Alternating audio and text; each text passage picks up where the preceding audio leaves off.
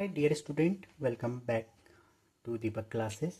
आज हम डिस्कस करने वाले हैं प्रोजेक्टाइल मोशन। ये नीट रिवीजन चेकलिस्ट का आपका अगला वीडियो है। इससे पहले 2-3 वीडियो हम इसमें अपलोड कर चुके हैं, आप प्लेलिस्ट में जाके देख सकते हैं।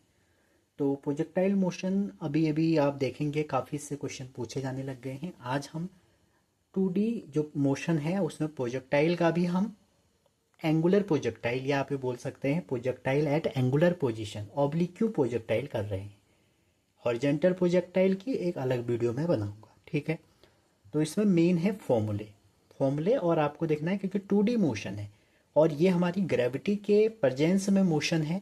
एयर रेजिस्टेंस और बाकी कोई भी हमने इसमें जो ड्रैग फोर्स हैं या आप ये बोल सकते हैं कि जो मोशन का अपोज कर रहे हैं वो सब हमने नेगलेक्ट कर रखे हैं और एक आइडियल कंडीशन अंडर ग्रेविटी हम इस पर बात कर रहे हैं, ठीक है। तो होगा क्या, जैसे आपने किसी ऑब्जेक्ट को यहाँ से फेंका ओरिजिन से, वो कुछ टाइम बाद किसी एंगल पे फेंका, ये एक एंगल दिया आपने, और एक टाइम बाद ऐसा होगा कि वो प्रोजेक्टाइल वापस अर्थ पे किसी एक पॉइंट पे आ जाके गिरेगा, ठीक है। तो इसका जो ये पूरा ट्रेजेक्ट्री है यहाँ से लेके ऐसे चल रहा है, ये पाथ है, ठीक है। तो प्रोजेक्टाइल में हमेशा ध्यान रखिए दो मोशन है, एलोंग एक्स एक्सिस और एलोंग वाई एक्सिस। अगर आप बात करें ये दो मोशन की तो एलोंग एक्स और एलोंग वाई जो हमारे मोशन है ये दोनों इंडिपेंडेंट मोशन है। एक्स का मोशन वाई को अफेक्ट नहीं कर रहा है और वाई का एक्स को नहीं कर रहा है, ठीक है। दोनों इंडिपेंडेंट मोशन है, इसी को हम फिजिकल इंडिपेंडेंस ऑफ मोशन भी कह देते हैं कभी कभी, ठीक है। तो अगर कोऑर्डिनेट की बात करें, अगर आप एक्सेलरेशन देखिए अलोंग एक्स एक्सिस, ये मान लीजिए आप ये है एक्स एक्सिस, ये कोऑर्डिनेट आपको आना चाहिए, और ये है अलोंग वाई एक्सिस, क्योंकि सारे जितने भी पैरामीटर हैं हमारे मोशन के वो चेंज हो जाएंगे। अगर हम बात करें अलोंग एक्स एक्सिस और वाई एक्सिस अपने वेलोसिटी की, तो इनिशियल वेलोसिटी हमने इसको u दी है, ठीक है। तो अगर हम वेलोसिटी की बात करें, u इनिशियल है, तो एक्स एक्सिस में क्या हो जाएगी u cos थीटा, क्योंकि जब आप इसको ब्रेक करेंगे तो ये वाला कंपोनेंट जो होगा एक्स के अलोंग वो u cos थीटा और ये u sin थीटा, ये आपने वेक्टर में पढ़ा होगा।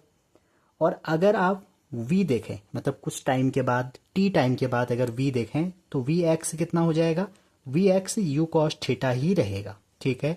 और v y कितना हो जाएगा, u sin theta minus G T. अब आप कहेंगे सर ये कैसे आया, देखिए एक्सेलेरेशन एक्स एक्सिस में जीरो है और वाई एक्सिस में जो एक्सेलेरेशन है वो एक्सेलेरेशन ड्यू टू ग्रेविटी है, ठीक है। तो अगर एक्सेलेरेशन ही जीरो हो जाएगा तो v प्लस ए टी लगाएंगे, तो एक्सेलेरेशन का जो हमारा इक्वेशन ऑफ मोशन है v equal to u plus a t, तो उसके अकॉर्डिंग अगर a ही जीरो हो जाएगा तो ये क्या बचेगा u, तो u हमारा कितना इनिशियल u cos थीटा।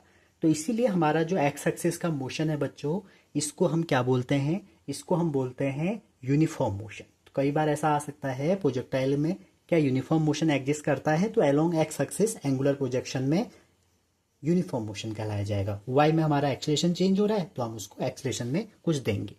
अगर आप डिस्प्लेसमेंट की बात करें एस की, तो एस कितना हो जाएगा, एस यहाँ पे हो जाएगा आपका एस इक्वल टू होता है यू टी प्लस, तो यहाँ पर आ जाएगा u cos theta into t, और u t plus half a t square होता है, तो ए तो जीरो है इसलिए हट गया, और यहाँ पे हो जाएगा u sine theta into t और minus half g t square, ठीक है। तो ये आपका एक टेबल है जो आपको दिमाग में सेट रहनी चाहिए कि टेबल कहाँ पर काम आएगी। देखिए एक्स एक्सिस के कोऑर्डिनेट अलग हैं, वाई के अलग हैं, आपको ध्यान रखना है। अगर मैक्सिमम हाइट पूछेगा ये वाला, तो मैक्सिमम हाइट पे होगा क्या, प्रोजेक्टाइल जब चलेगा हमारा कोई भी, तो ये वी एक्स है, ये वी वाई है, ठीक है। ये वी एक्स है, ये वी वाई है। तो एक टाइम ऐसा आएगा सिर्फ और सिर्फ वी एक्स रह जाएगा, मतलब वी वाई हमारा जीरो हो जाएगा। तो अगर आपको टाइम ऑफ फ्लाइट निकालना है, टाइम ऑफ फ्लाइट किसे कहते हैं, इस ओ से लेके इस ए पॉइंट तक जाने में जितना टाइम लगेगा उसको टाइम ऑफ फ्लाइट कहते हैं, और जितनी डिस्टेंस लगेगी उसको हम रेंज कहते हैं। क्लियर। तो अगर आप इस वी वाई को जीरो कर देंगे तो टाइम की वैल्यू निकल के आ जाएगी, कितनी आ जाएगी, टाइम की वैल्यू निकल के आ जाएगी यू साइन थीटा ओवर जी। अब आप ध्यान दीजिए ये मैक्सिमम हाइट पे निकाल रहे हैं, तो जितना इसको ऊपर आइडियल कंडीशन में ले रहे हैं हम इसको, जितना टाइम ऊपर जाने में लगेगा उतना ही नीचे आने में लगेगा। तो टाइम ऑफ फ्लाइट जो हो जाएगी हमारी 2u sin θ/g हो जाएगी। बहुत लोग कहते हैं रट्टा मार लो, क्यों मारना है याद, क्यों करना है याद बच्चों?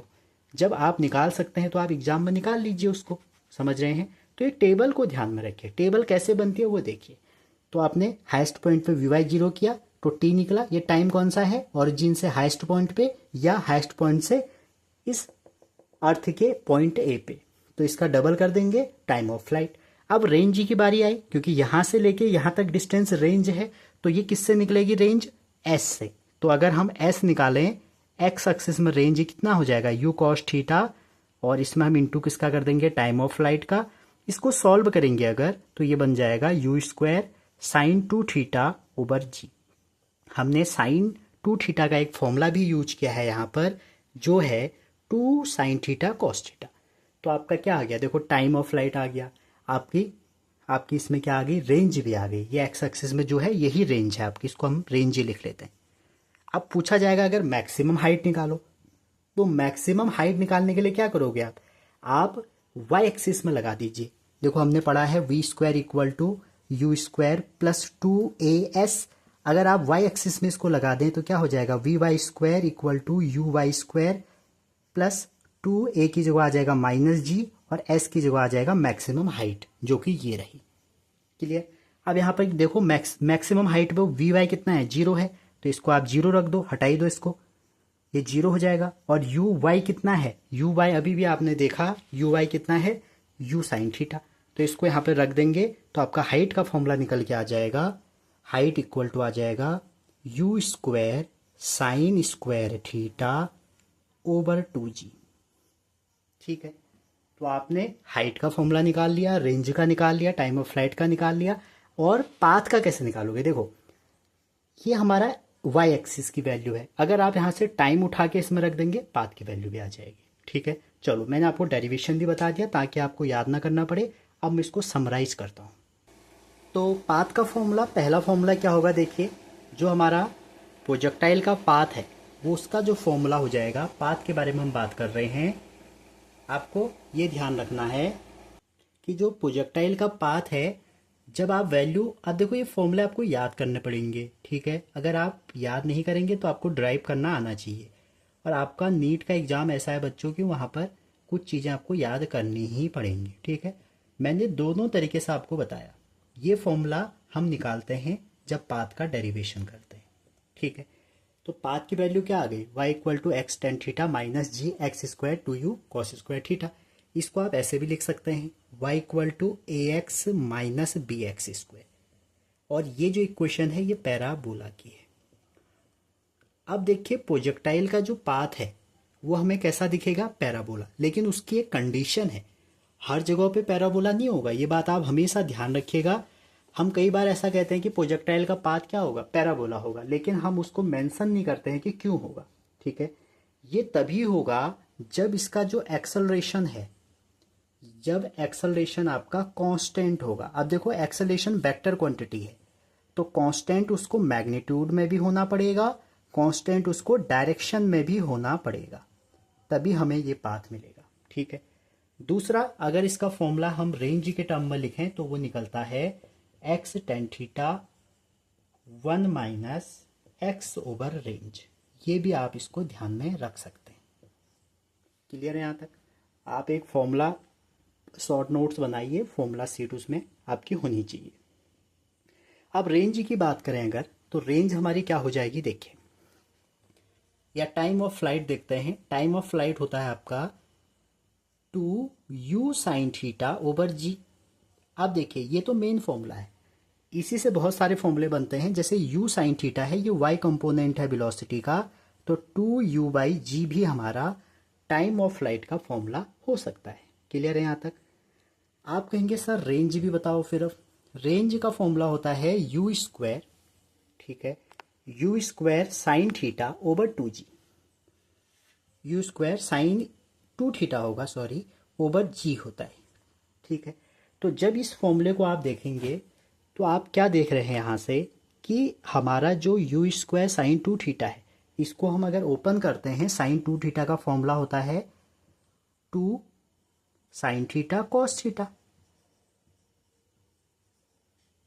तो अगर आप एक u को साइन के साथ भेज दें, एक u को कॉस के साथ भेज दें, तो इस फॉर्मूले को आप ऐसे भी लिख सकते हैं 2ux uy ओवर जी। कई बार ऐसा हो सकता है आपको इनिशियल कंपोनेंट दिया रहेगा, तो वहाँ पर फिर आप कुछ भी नहीं कर पाएंगे। ये फॉर्मूले आपको जब एक बार प्रैक्टिस होंगे तभी आप इसको बना सकते हैं, ठीक है। अब बात करते हैं नेक्स्ट मैक्सिमम हाइट की। अच्छा, मैक्सिमम हाइट अगर आप निकालेंगे तो मैक्सिमम हाइट का फॉर्मूला है आपका, कई बार डिटो इन फॉर्मूले से क्वेश्चन आ जाएगा, फिर वहाँ पर आपको अगर फॉर्मूला याद नहीं है तो आप अपने को कोसेंगे, ठीक है। तो ये आपके फॉर्मूले हो गए, सारे फॉर्मूले हमने यहाँ पे देख लिए, ठीक है जी। अब यहाँ पे देखिए, इसको भी अगर आप एक्स वाई के टर्म में लिखेंगे तो ये हो जाएगा you y square over 2g, ठीक है। रेंज मैक्सिमम कब होगी, कई बार ये क्वेश्चन आता है, ये तो बेसिक फॉर्मूले थे, ठीक है। कई बार ये क्वेश्चन आता है कि रेंज मैक्सिमम कब होगी, ठीक है। तो रेंज मैक्सिमम तब होगी जब ये साइन 2 थीटा हमारा मैक्सिमम होगा। साइन मैक्सिमम 90 पे होता है तो 2 थीटा कितना होगा, ये आपका रेंज मैक्सिमम हो जाएगी। 2 थीटा इक्वल टू 90 तो थीटा इक्वल टू 45, और यहाँ पे 45 ये तो 1 हो गया, तो रेंज मैक्सिमम जो होगी उसकी जो वैल्यू है वो हो जाएगी यू स्क्वायर बाई जी, ठीक है। क्लियर है यहाँ तक? आगे चलते हैं, इसको आप स्क्रीनशॉट लेते हुए चलें। अगर हम बात करें कॉम्प्लीमेंट्री एंगल की, ठीक है, किसी भी दो कॉम्प्लीमेंट्री एंगल की बात करें। कॉम्प्लीमेंट्री एंगल का मतलब ऐसे दो एंगल जिनको जोड़ के कितना आ जाए, 90 आ जाए, ठीक है। जैसे 30-60 है, जैसे आपका 45-45 है। तो कॉम्प्लीमेंट्री एंगल के लिए अगर आपसे पूछा जाएगा कि रेंज कितनी होगी, दो प्रोजेक्टाइल दिया रहेगा, पूछेंगे कि उनका रेंज कितना होगा, तो हमेशा बराबर होगी, तो रेशियो कितना हो जाएगा, 1 हो जाएगा। टाइम ऑफ फ्लाइट कितना होगा, टाइम ऑफ फ्लाइट उसका 10 थीटा होगा। मतलब पहले आप अगर एक एंगल के लिए निकालेंगे, दूसरे एंगल के लिए निकालेंगे, उनका रेशियो हमेशा 10 थीटा आएगा, ठीक है। अब आप सोच रहे होंगे कि सर थीटा 1 को थीटा रखें या थीटा 2 को थीटा रखें, ठीक है। तो आप कोई भी एंगल थीटा रख लीजिए, समझ रहे हैं, आंसर सेम आएगा। या आप छोटे एंगल को थीटा रख लीजिए, एक अगर थीटा होगा इसमें, दूसरा क्या होगा, अगर थीटा 1 की वैल्यू थीटा है तो थीटा 2 की वैल्यू कितनी हो जाएगी, 90 माइनस थीटा हो जाएगी, तो छोटे वाले को आप थीटा मान के चलिए, और हाइट की जो वैल्यू हो जाएगी वो हो जाएगी आपकी 10 स्क्वायर थीटा। क्लियर है यहाँ तक? तो यहाँ से आप डायरेक्ट इसको निकाल सकते हैं। पहली बात तो ये हो गई। दूसरी बात मैं आपको बता दूं, कई बार ये लिखा रहता है कि रेंज जो है एन टाइम ऑफ हाइट है। किसी भी प्रोजेक्टाइल की रेंज जो है वो हाइट का एन गुना है। तो अगर ये एन टाइम हाइट होगी तो आप क्या करेंगे, यहाँ पर आप क्या करेंगे बच्चों, कि जो हमारा एंगल आएगा, क्वेश्चन आएगा कि एंगल ऑफ प्रोजेक्शन कितना होगा, तो उसकी वैल्यू आती है tan theta equal to 4/n। अब n आपको 1 दिया है तो आपका 4 आ जाएगा आंसर। n अगर आपको 4 दिया है तो 4/4 45, तो 145 मतलब थीटा की वैल्यू 45 आ जाए। डायरेक्ट आपके क्वेश्चन यहाँ से हो जाएंगे अगर आप इस वीडियो को फॉलो करते हैं। कई बार ऐसा आएगा कि इसी क्वेश्चन में आपसे पूछा जाएगा कि काइनेटिक एनर्जी बताइए, ठीक है। कई बार ऐसा होगा कि जैसे प्रोजेक्टाइल है, आपको यहाँ पे काइनेटिक एनर्जी पूछी जाएगी, तो यहाँ पे तो अगर u वेलोसिटी से हम इसको फेंक रहे हैं तो इसकी काइनेटिक एनर्जी क्या हो जाएगी, half mu square, sorry half mu square हो जाएगी। तो हाईएस्ट पॉइंट पर अगर आपसे काइनेटिक एनर्जी पूछी जाएगी जो कि ये होगी, तो वे कितनी होगी, half mu square cos square theta, क्योंकि यहाँ पर y कंपोनेंट 0 हो जाता है, सिर्फ x कंपोनेंट रहेगा। तो अगर ये mu square cos square theta होगा तो इसको हम ये भी लिख सकते हैं k time cos square theta. मतलब अगर ओरिजिन और यहाँ की काइनेटिक एनर्जी लें तो वो कॉस स्क्वायर थीटा के बराबर होगी। दोनों को अगर आप रेशियो कर लेंगे तो वो इसकी वैल्यू ये होगी। एक बार तो नीट में ऐसा क्वेश्चन आया था कि अगर यहाँ पर वेलोसिटी ai प्लस bj होगी तो यहाँ पर कितनी होगी। तो सिंपल से बच्चों x में कोई चेंज नहीं होगा, बस y में डायरेक्शन बदल जाएगी। तो ये बहुत छोटे छोटे पॉइंट हैं जो आपको पता होना चाहिए। अगर यहाँ पे एंगल थीटा है तो यहाँ पे एंगल माइनस थीटा हो जाएगा, ठीक है। चलिए कुछ पॉइंट और डिस्कस करते हैं। अगर आप वेलोसिटी की बात करेंगे, क्योंकि वेलोसिटी से अभी हमने काइनेटिक एनर्जी देखी हो सकता है आपको मोमेंटम भी वहाँ से पूछा जा सकता है। अगर ये प्रोजेक्टाइल मोशन है आपका और ये प्रोजेक्टाइल की इनिशियल वेलोसिटी u है, ठीक है, मैंने आपको बताया यहाँ पर kinetic energy half m u square हो जाएगी, आप इसको k लिख लीजिए। और हाईएस्ट पॉइंट जो यहाँ है, यहाँ पर सिर्फ वी एक्स कंपोनेंट होता है जो कि कितना होता है u cos थीटा। तो यहाँ पर जो काइनेटिक एनर्जी हो जाएगी वो हो जाएगी half m u square cos square theta. तो अगर आप इस k की वैल्यू यहाँ रख देंगे तो के एच ओवर के की वैल्यू कई बार पूछ ली जाती है कि कितनी होगी, कॉस स्क्वायर थीटा होगी। क्लियर है यहाँ तक। और अगर आपसे यहाँ पे वेलोसिटी पूछी जाएगी तो ओरिजिन पे जो वेलोसिटी होगी वो कितनी होगी, u कॉस थीटा, ठीक है, इसको u1 कर लीजिए या तो i cap plus u sine theta j cap, क्योंकि इसका अगर एंगल थीटा है तो ये कंपोनेंट कितना होगा u कॉस थीटा, ये कितना होगा u साइन थीटा। तो यहाँ पर पूछा जाए अगर वेलोसिटी कितनी होगी, क्योंकि प्रोजेक्टाइल ऐसे गिरेगा, तो ये हो जाएगा u cos theta i cap minus u sine theta j cap. ये इसकी वेलोसिटी हो जाएगी जब ये हिट करेगा ग्राउंड को, ठीक है। अब आपसे कई बार ये क्वेश्चन पूछा जा सकता है कि भैया चेंज इन वेलोसिटी कितनी होगी, पार्टिकल को O से A तक जाने में कितनी वेलोसिटी में चेंज होगा, ठीक है। जो वेलोसिटी होगी O से A, आप देखिए इसको अगर इससे माइनस करेंगे तो u से तो u कैंसिल हो जाएगा, जो u कॉस थीटा टर्म है वो कैंसिल हो जाएगा, बचेगा क्या, 2u sign theta j cap. तो अब हो सकता है आपको अगली बार मोमेंटम पूछ लिया जाए, तो मोमेंटम क्या होता है, मोमेंटम होता है mass into change in velocity.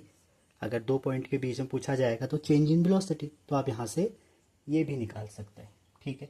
तो ध्यान दीजिए कई छोटे छोटे पॉइंट इसमें आते हैं, जैसे मैंने आपको बताया हॉरिजॉन्टल और वर्टिकल मोशन इंडिपेंडेंट है। हॉरिजॉन्टल मोशन आपका यूनिफॉर्म मोशन है क्योंकि हमारा एक्सेलरेशन 0 है हॉरिजॉन्टल डायरेक्शन में। ट्राइजेक्टरी प्रोजेक्टाइल की पैराबोला होती है क्योंकि एक्सेलरेशन कांस्टेंट है, मैग्नीट्यूड में भी डायरेक्शन में भी। हाईएस्ट पॉइंट पे कई बार ये पूछा जाएगा, हाईएस्ट पॉइंट पे वेलोसिटी और एक्सेलरेशन का एंगल कितना होगा, तो 90 डिग्री, ठीक है। ये वेलोसिटी है और एक्सेलरेशन नीचे को होगा। क्लियर। अच्छा जी, वेलोसिटी जो है हमारा क्वेश्चन ये बन गया आपका, और इसके बाद हमने वेलोसिटी देखी 2-3 पॉइंट में। इसके बाद आगे चलते हैं, ठीक है।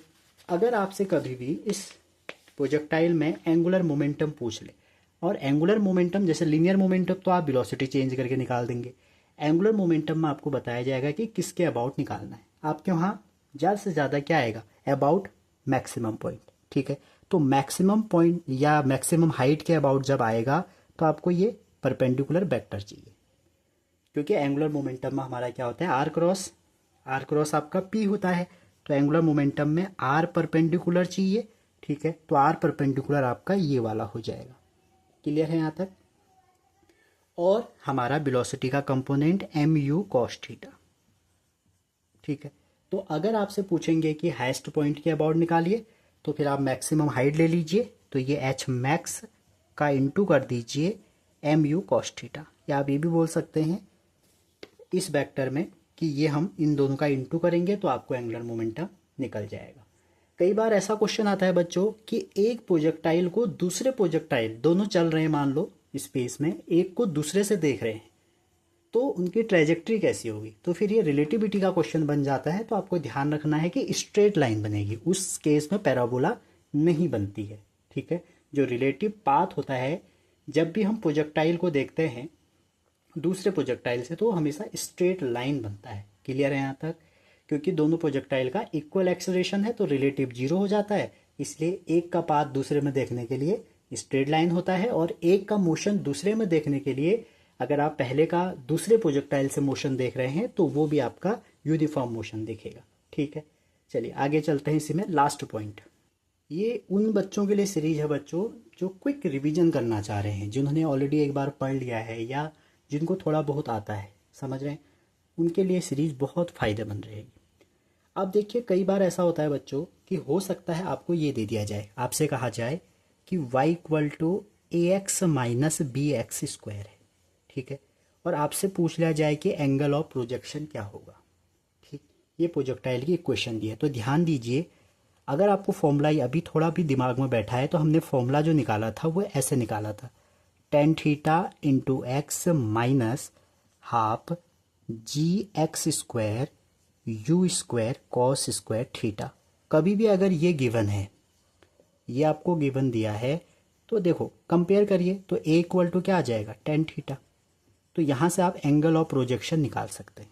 और बी से आप क्या निकाल सकते हैं, बी इक्वल टू क्या हो जाएगा, g over two u square cos square theta. देखिए ए से आप थीटा निकाल सकते हैं, इस थीटा की वैल्यू से ये निकल जाएगा, और बी से आप यू निकाल सकते हैं। तो कई बार ऐसा क्वेश्चन आएगा, ये बात आप ध्यान रखिए क्योंकि लेवल बढ़ रहा है दिन प्रतिदिन। अगर आपको पाथ गिवन है, अगर आपको प्रोजेक्टाइल का पाथ गिवन है, तो आपसे रेंज पूछ ली जाएगी। तो रेंज के लिए आपको फॉर्मूला पता है कि भाई रेंज तो ऐसे निकलेगी। अब आप क्या देखेंगे, आपको ना थीटा दिया है ना यू दिया है, तो आपको पहले वाले से थीटा निकालना पड़ेगा, दूसरे वाले से यू निकालना पड़ेगा, इसमें रखना पड़ेगा। समझ रहे हैं यहाँ तक? तो हो सकता है कई बार ऐसे क्वेश्चन बन सकते हैं, और जेई में ऑलरेडी ऐसे बन चुके हैं, ठीक है। और ये मैं बार बार कह रहा हूँ कि नीट रिवीजन चेकलिस्ट है, आप देखिएगा ये जो वीडियो मैं बना रहा हूँ ये किसी के लिए भी हो सकती है, आप जेई वाले भी फॉलो कर सकते हैं। जेई के लिए मैं ऑलरेडी रिवीजन चेकलिस्ट बना रहा हूँ, इसलिए मैं ज़्यादा जेई नहीं कह रहा हूँ यहाँ, क्योंकि जेई में एक्स्ट्रा काफ़ी बियॉन्ड द सिलेबस भी आ जाता है। लेकिन नीट में ऐसा कभी नहीं होता है, टॉपिक फिक्स हैं, वहीं से आएगा, ठीक है। तो ये बात ध्यान दीजिए, अगर आपको ये दिया है तो आप नीट जेई सब फॉलो कर सकते हैं, इसको आपको फ़ायदा ही होगा। अगर वाई दिया है तो आप यहाँ से ए निकाल लीजिए और यहाँ से बी निकाल दीजिए, ठीक है, कंपेयर करके। तो आप कुछ भी निकाल सकते हैं, आप हाइट निकाल सकते हैं, आप रेंज निकाल सकते हैं, आप टाइम ऑफ फ्लाइट निकाल सकते हैं। अगर मैं आपको इसकी शॉर्ट ट्रिक बताऊं, जैसे जब भी आपको दिया है तो आपके लिए कुछ शॉर्ट ट्रिक हैं। जो रेंज की वैल्यू होगी वो ए बाई बी होगी, ये मैं खुद करके बैठा हूँ इसलिए आपको बता रहा हूँ। अगर आप ए बाई बी कर देंगे रेंज आ जाएगा। अगर आप ए स्क्वायर को 4b से डिवाइड कर देंगे तो मैक्सिमम हाइट आ जाएगी। ये डायरेक्ट फॉर्मूले हैं जो आपको ध्यान रखने हैं। अगर ए बाई बी कर देंगे तो रेंज आ जाएगी। अगर हाइट को आप ए स्क्वायर को 4b से डिवाइड कर देंगे मैक्सिमम हाइट आ जाएगी। और अगर टाइम ऑफ फ्लाइट निकालना है तो उसके लिए फिर आपको ये फॉर्मूला ध्यान में रख सकते हैं, ठीक है। ऐसे आप डायरेक्ट कर सकते हैं। एक बार तो ऐसा हुआ बच्चों, अगर मैं आपको बताऊं, एक बार क्वेश्चन ऐसा आया, आपको u दे दिया, u equal to i plus 2j, ठीक है, ये गिवन है, जैसे ऐसे कुछ दे दिया जाएगा और आपसे पूछा जाएगा फाइंड ट्राइजेक्ट्री ऑफ प्रोजेक्टाइल या पाथ ऑफ प्रोजेक्टाइल। मतलब u दिया है, एंगल दिया ही नहीं है, तो आप ये तो लगा नहीं सकते हो क्योंकि इसके लिए तो एंगल रिक्वायर्ड है। समझ रहे हैं? कई बार ऐसा हो सकता है कि फॉर्मूले का काम नहीं होगा। अब यहाँ पर आपको u दिया है, क्वेश्चन में u दे दिया है, आपसे पाथ पूछ लिया है, तो आपको कुछ नहीं करना है। देखिए आपको इक्वेशन यूज करनी है, अभी मैंने बताया था x इक्वल टू आपको यूज करना है u x into t, y equal to use करना है u y t minus half g t square. Angle नहीं दिया है तो हम भी एंगल यूज करेंगे नहीं, हम सिंपल से इक्वेशन ऑफ मोशन यूज करेंगे। तो यू एक्स, देखिए जो u है, जो इनिशियल कंपोनेंट है उसमें यू एक्स होगा और यू वाई होगा। 2D मोशन है, जेड तो हो नहीं सकता, तो यू एक्स यहाँ से 1 हो गया, तो यहाँ से x इक्वल टू क्या आ गया, t आ गया। और यू वाई यहाँ पे कितना है 2, तो ये हो जाएगा 2t, और g की वैल्यू आप 10 रख लीजिए तो हो जाएगा 5t स्क्वायर। अब इक्वेशन तो y और x में होती है, तो t की वैल्यू क्या है x, तो आंसर क्या आ जाएगा 2x माइनस 5x स्क्वायर। तो कई बार ऐसे छोटे छोटे क्वेश्चन भी आ सकते हैं, तो आपको ये ध्यान रखना है। अगर एंगल दिया है तो आप बेशक इसको यूज़ कर लीजिए, यू दिया है इसको यूज़ करिए, लेकिन अगर एंगल नहीं दिया है तो आप फिर ऐसे यूज़ करिए, ठीक है। तो ये प्रोजेक्टाइल की छोटी छोटी बात है, कई बार क्वेश्चन ये आ जाता है। देखिए अब ये दिमाग लगाने वाली बात है। प्रोजेक्टाइल का हॉरिजॉन्टल मोशन और vertical motion independent of each other होता है, ठीक है, both are independent to each other. इसका मतलब क्या हुआ कि along x axis uniform velocity होगी, समझ रहे, along x axis uniform motion होगा, ये भी कह सकते हैं आप। अगर यूनिफॉर्म मोशन है तो यूनिफॉर्म वेलोसिटी होगी, यूनिफॉर्म वेलोसिटी है तो वेलोसिटी कांस्टेंट होगी, और वेलोसिटी अगर एक्स एक्सिस में कांस्टेंट होगी दैट मीन्स क्या हो गया, मोमेंटम भी कांस्टेंट रहेगा। तो इसका मतलब किसी भी एंगुलर प्रोजेक्शन में प्रोजेक्टाइल का एक्स एक्सिस यूनिफॉर्म मोशन है तो उसकी वेलोसिटी भी कांस्टेंट है एक्स में, मोमेंटम भी उसका कांस्टेंट है। क्लियर है यहाँ तक, या कंजर्व है, ये आप देख सकते हैं। जबकि वाई में ऐसा नहीं होगा, वाई में वो कांस्टेंट नहीं रहेगा। क्लियर। अच्छा एक बात और, मैंने पहले ही जब स्टार्ट की थी वीडियो तो आपको बताया था कि अगर प्रोजेक्टाइल में हमने आइडियल कंडीशन ली है, यहाँ पर कोई भी ऐसा हमने ड्रैग फोर्स नहीं लिया है, जबकि एक्चुअल में है। अगर आप एयर रेजिस्टेंस कंसीडर करते हैं, अगर प्रोजेक्टाइल में कभी ऐसा क्वेश्चन आ जाएगा लॉजिकल कि एयर रेजिस्टेंस को कंसीडर किया जाए, तो एयर रेजिस्टेंस से होगा क्या? एयर रेजिस्टेंस से बच्चों क्या होगा, उसकी स्पीड में चेंज आएगा और स्पीड डिक्रीज होगी। और अगर किसी की स्पीड डिक्रीज हो रही है, इसका मतलब उसकी रेंज भी डिक्रीज होने लग जाएगी। भाई अगर वो दूर मैक्सिमम हाइट ही नहीं जाएगा, स्पीड जब कम होगी तो उसको जो मैक्सिमम हाइट होगी बिना एयर रेजिस्टेंस के उससे कम होगी, तो रेंज भी कम होगी। ये तीनों क्या होंगे? कम होंगे। और एक इम्पॉर्टेंट केस इसमें, जो एंगल होगा ग्राउंड में, जो एंगल उसका स्ट्राइक करेगा, angle strike to the ground, वो आपका बढ़ जाएगा। ये आप ध्यान रखिए। तो वैसे तो बहुत कुछ है प्रोजेक्टाइल में, लेकिन अगर आप लास्ट टाइम इस वीडियो को देख रहे हैं तो आपके लिए इतना काफ़ी है। फॉर्मूलों को आप पर डे इसको देखिए, 10 या 15 मिनट एक फॉर्मूला रिवीजन का आप वीडियो बना लीजिए। जैसे मैं इसको 20-25 मिनट की बना रहा हूँ। क्यों? पर डे भी अगर आप एक वीडियो देखेंगे तो आपका इजीली फॉर्मूले कवर होते रहेंगे। मिलते हैं काइनेमेटिक्स में अगली वीडियो में। तब तक चैनल पर नए हैं तो लाइक शेयर सब्सक्राइब जरूर करें। मैंने एक कम्युनिटी पे पोस्ट भी डाला था कि अगर आपको PYQ ऑब्जेक्टिव, ठीक है, ऑब्जेक्टिव सीरीज चलानी है तो आप कमेंट करिएगा। तो आप उसमें कमेंट करिए, अपने दोस्तों को शेयर करिए। अगर उसमें मेरे को लगेगा कि आप लोगों को चाहिए, आप नीडी हैं, थोड़ा बहुत भी अगर आप सपोर्ट दिखाएंगे तो मैं उसमें उस वीडियो को जल्दी शुरू कर दूंगा। तो मिलते हैं अगली वीडियो। फ्री ऑफ कॉस्ट होगी, उसका कोई वो नहीं है, बस आपको देखना है, आपको ज़रूर उसका रिवाइज होगा आपका कंसेप्ट, ठीक है।